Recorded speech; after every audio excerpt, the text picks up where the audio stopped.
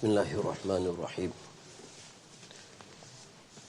والصلاة والسلام على سيد المرسلين وعلى آله وأصحابه أجمعين أما بعد وعن عمر رضي الله تعالى عنه قال دخلت على رسول الله صلى الله عليه وسلم فإذا هو مزتجئ على رمال حصير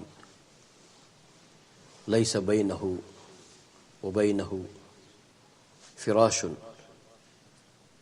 قد أثر الرمال بجنبه متكئا على وسادة من أدم حشوها ليف قلت يا رسول الله صلى الله عليه وسلم ادعو الله فليوسع على أمتك فإن فارس والروم قد وسع عليهم وهم لا يعبدون الله فقال أو في هذا أنت يا ابن الخطاب أولئك قوم أجلت لهم طيباتهم في الحياة الدنيا وفي رواية أما ترضى أن تكون لهم الدنيا ولنا الآخرة متفق عليه. Umar radiallahu ta'ala anhu, narrating himself, and this is the Hadith Sharif of Bukhari Sharif and Muslim Sharif. Directly or indirectly we have shared many times. But to go through it directly from the narration, from the riwayat is different. Umar radiallahu ta'ala anhu said that I entered onto Nabi sallallahu alayhi wasallam. I came onto Nabi sallallahu alayhi wasallam. I saw Nabi sallallahu alayhi wasallam was lying down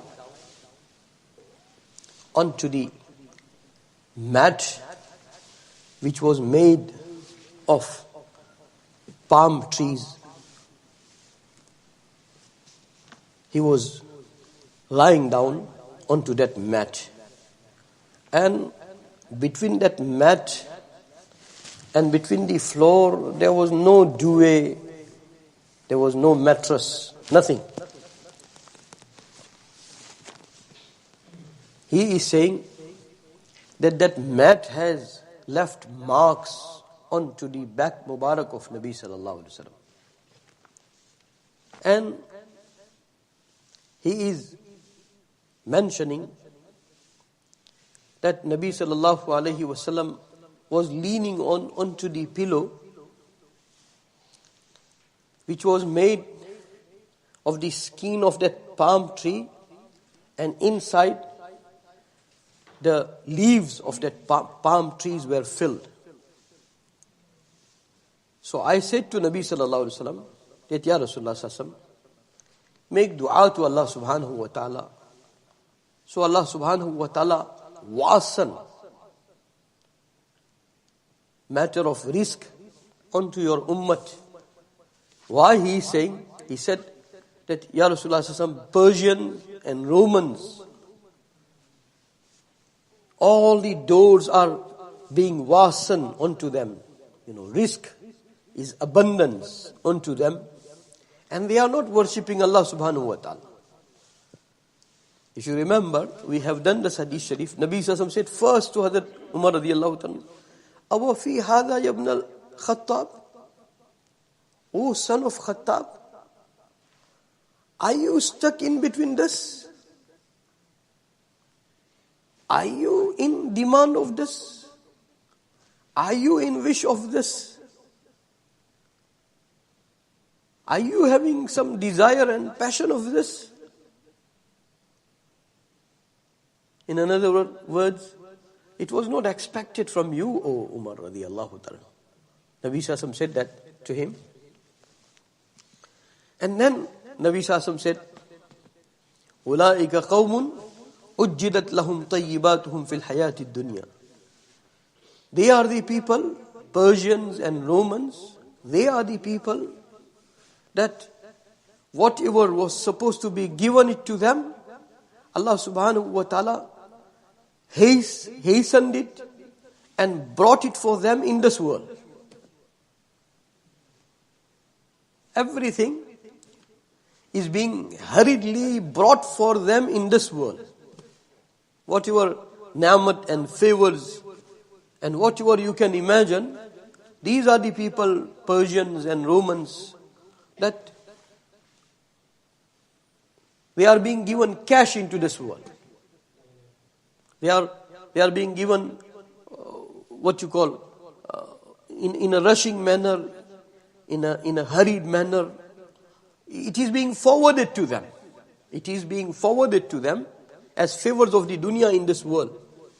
And you will understand what Nabi Sallallahu is trying to say. He said in another riwayat, Sahib Mishkat narrates, "Ama tarda an takuna lahum ad-dunya wa lana al-akhirah muttafaqun alayh." O Umar, are you not content? Are you not happy that they have dunya and we have akhirat? O Umar, are you not happy that they have dunya and we have akhirat? This incident or this hadith sharif we have shared many times. May Allah subhanahu wa ta'ala give us iman and qualities like Umar radiallahu. He is under the tarbiyat of Rasulullah. And if you remember, when this happened, when Umar radiallahu ta'ala, Sahaba, they used to have brotherhood between Muhajir and Ansar. Nabi Sallallahu had divided them into pairs. And those pairs, what they used to do, that okay, today I will do my personal affairs, you go into the company of Nabi Sallallahu and you share with me whatever you learn. Tomorrow you do your personal affairs, I will go into the company of Nabi Sallallahu and I will share with you. So that was the, I think, case. And Umar radiallahu ta'ala, whose Sahabi's name also mentioned, he came and he said to Umar radiallahu ta'ala, he came and he was very, very worried. I have shared this riwayat many times. So Umar radiallahu ta'ala asked that what happened? Romans came attacking. He said, no, worse than that had happened. So he said, what? He said, Nabi Sallallahu divorced all of his wives. Nabi Sallallahu had divorced all of his wives. At that occasion, if I am not mistaken, Umar radiallahu ta'ala immediately left for Nabi Sallallahu. Immediately left for Nabi Sallallahu. And he was saying in his heart, in between the route, that, oh Hafsa, what did you do? Because, may Allah subhanahu wa ta'ala give us that type of zeal and passion. Sahaba, whole world can go on one side, but particle relation between myself and my Nabi Sallallahu must not be affected. I can give and I can sacrifice anything and everything, but relation between myself and my Habib Sallallahu must remain intact. That is what was the biggest concern. Umar radiallahu ta'ala, afterwards, he had married into the family of Nabi Sallallahu just because of that I want to have some connection with Nabi Sallallahu, although he was the father-in-law. So he was saying in his heart that, Hafsa, what did you do? You became, in our word, that you betrayed me. What did you do? How you let me down? How you put me down?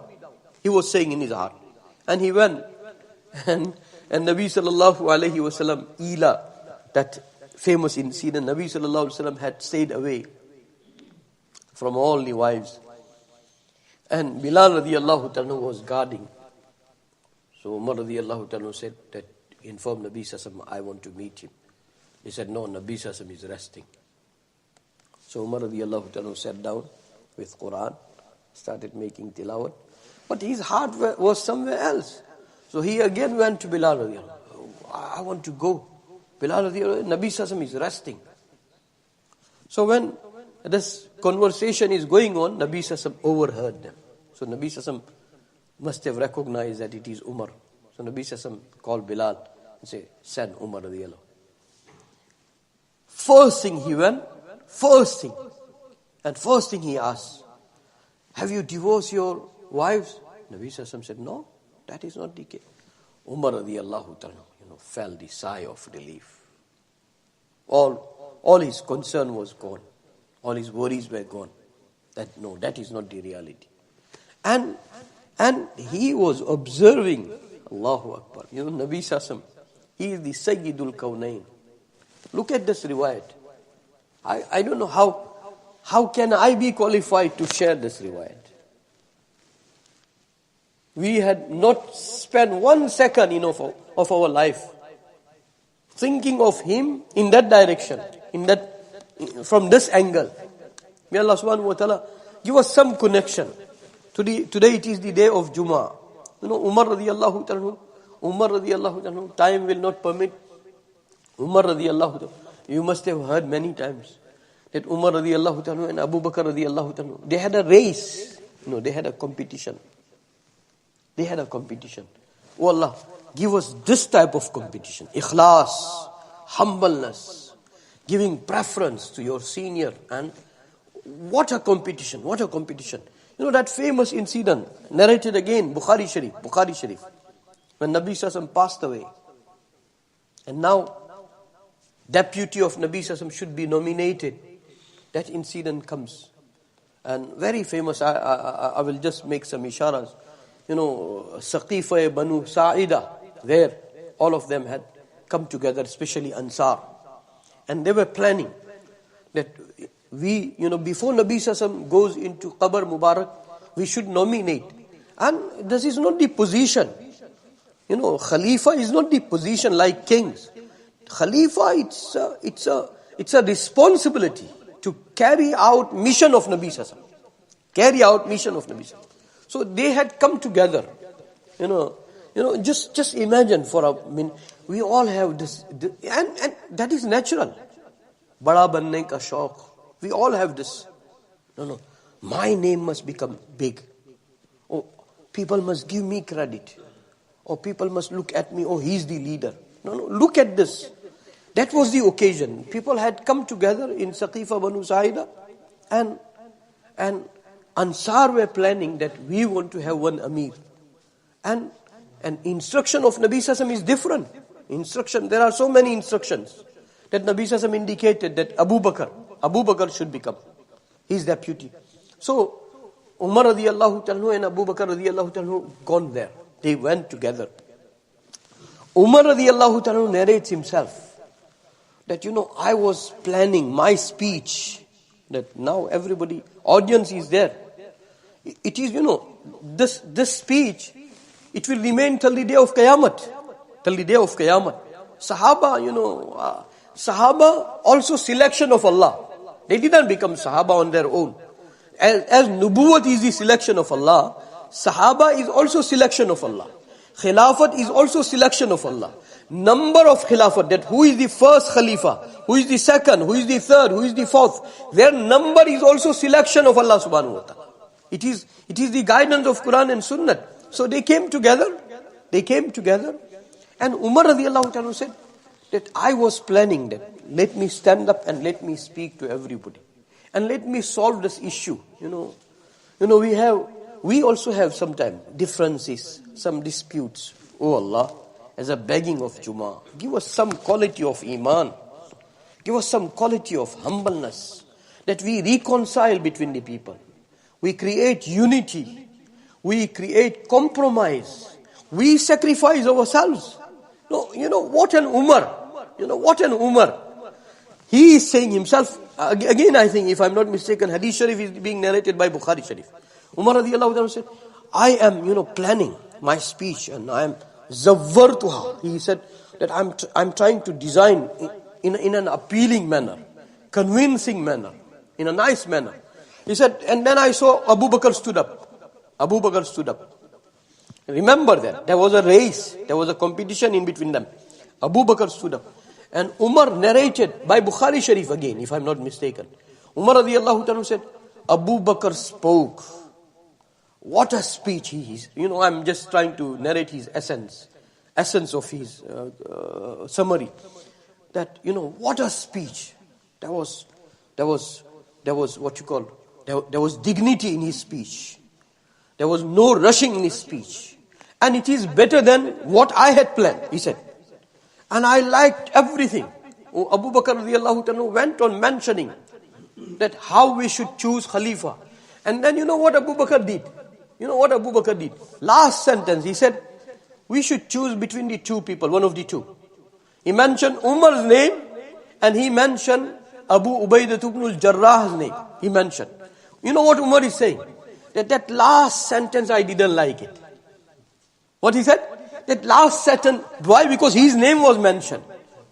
You know, if it was me and you, if my name was mentioned, I won't say anything. Maybe sometime I'll say, no, I'm very humble.